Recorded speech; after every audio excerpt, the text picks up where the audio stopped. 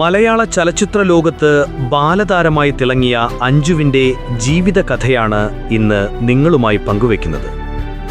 2.5 വയസ്സിലാണ് ബേബി അഞ്ജു സിനിമയിൽ അരങ്ങേറ്റം കുറിച്ചത്. ചെറുപ്രായത്തിൽ തന്നെ ബേബി അഞ്ജു മലയാള തമിഴ് പ്രേക്ഷകരുടെ ഹൃദയം കീഴടക്കി അനവധി ബാലതാര വേഷങ്ങളിലൂടെ പ്രിയങ്കരിയായി. അവരുടെ യഥാർത്ഥ പേര് അഞ്ജു എന്നായിരുന്നില്ല, പാർവതി എന്നാണ് അമ്മ അഞ്ജുവിന് ആദ്യം നൽകിയ പേര്. പിന്നീട് ഇസ്ലാം മതത്തിൽപ്പെട്ട അച്ഛനും ഹിന്ദുവായ അമ്മയും കൂട്ടായി ആലോചിച്ച് മതസ്പർശമില്ലാത്ത പൊതുവായൊരു പേര് വേണമെന്ന ധാരണയിൽ അഞ്ജു എന്നാക്കി മാറ്റുകയായിരുന്നു.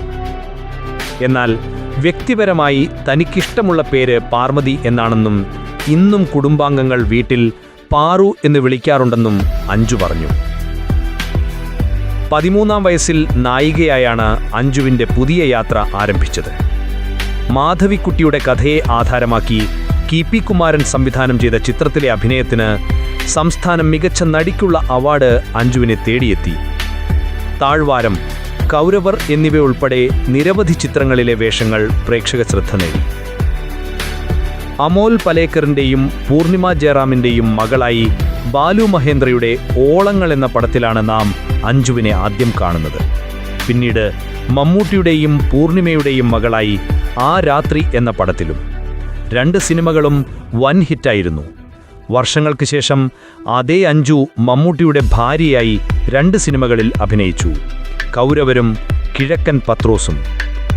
നീലഗിരി എന്ന മമ്മൂട്ടി ചിത്രത്തിലും അഞ്ജു ഉണ്ടായിരുന്നു. മോഹൻലാലിൻ്റെ ഭാര്യയായി ഭരതൻ്റെ താഴ്വാരത്തിലും പിന്നീട് കാട്ടുകുതിര എന്ന സിനിമയിലും അഞ്ജുവിനെ കണ്ടു.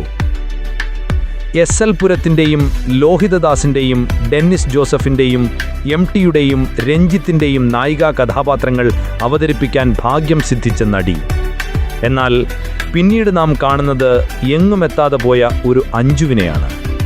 പേരിന് ചില പടങ്ങളിലൊക്കെ അഭിനയിച്ചെങ്കിലും നിലനിൽപ്പിനായി തമിഴ്, മലയാളം സീരിയൽ നടിയായി ഒതുങ്ങിപ്പോവുകയായിരുന്നു അഞ്ജു. എന്നാൽ സിനിമയിലെ അത്ഭുതകരമായ ഉയർച്ചകൾക്കൊപ്പം ജീവിതമത്ര സുന്ദരമായില്ല. 17-ാം വയസ്സിൽ 48 വയസ്സുകാരനായ കന്നഡ നടൻ ടൈഗർ പ്രഭാകരനെ അഞ്ജു വിവാഹം ചെയ്തു. വലിയ പ്രായവ്യത്യാസമുണ്ടായിരുന്നുവെങ്കിലും പരസ്പര പ്രണയത്തിലൂടെയാണ് വിവാഹത്തിലേക്ക് കടന്നത്. എന്നാൽ ആ ബന്ധം അധികകാലം നിലനിന്നില്ല. 1.5 വർഷം മാത്രമേ ആ ദാമ്പത്യം നീണ്ടുനിന്നുള്ളൂ. ഇതിനിടയിൽ പ്രഭാകരൻ്റെ വഴിവിട്ട ബന്ധങ്ങളെക്കുറിച്ചറിഞ്ഞ അഞ്ജു സ്തബ്ധയായി. വിശ്വസിച്ച് ഒപ്പമിറങ്ങി വന്നയാളാണിതെന്ന് വിശ്വസിക്കാൻ കഴിയാത്ത വിധം അബദ്ധസഞ്ചാരങ്ങൾക്കുടമയായിരുന്നു പ്രഭാകർ. പിന്നീടാണ് അവർ മറ്റൊരു സത്യം അറിയുന്നത്: അഞ്ജു അയാളുടെ 4ാം ഭാര്യയായിരുന്നു എന്ന സത്യം. പ്രഭാകർ തന്നേക്കാൾ പ്രായമുള്ള 3 ആൺമക്കളുടെ പിതാവാണെന്ന് അഞ്ജു കണ്ടെത്തി. നിരന്തരമായ കലഹങ്ങളും മാനസിക സമ്മർദ്ദങ്ങളും കാരണം വിവാഹം 1.5 വർഷത്തിനുള്ളിൽ തന്നെ തകർന്നു. അഞ്ജുവിൻ്റെ ജീവിതത്തിലെ ഏറ്റവും ദുസ്സഹ്യമായ ഘട്ടമായി അത് മാറി. ഈ വിവാഹത്തിൽ അഞ്ജുവിന് ഒരു മകൻ ജനിച്ചു, അർജുൻ പ്രഭാകർ.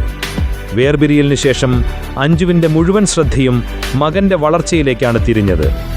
സിനിമയിൽ നിന്ന് പൂർണ്ണമായും മാറി നിന്ന് മകനെ വളർത്തുന്ന ഒരു സാധാരണ അമ്മയായി ജീവിതം തുടരുകയായിരുന്നു. ഇപ്പോൾ അഞ്ജു വീണ്ടും അഭിനയ ലോകത്തേക്ക് മടങ്ങിയെത്തി.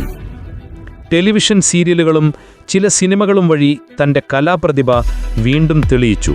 ബാലതാരം, നായിക, അമ്മ, ഒരുപാട് ഉയർച്ചകളും താഴ്ചകളും പിന്നിട്ട് ഇന്നും ശക്തിയായി നിലനിൽക്കുന്ന ഒരു സ്ത്രീ അഞ്ജു.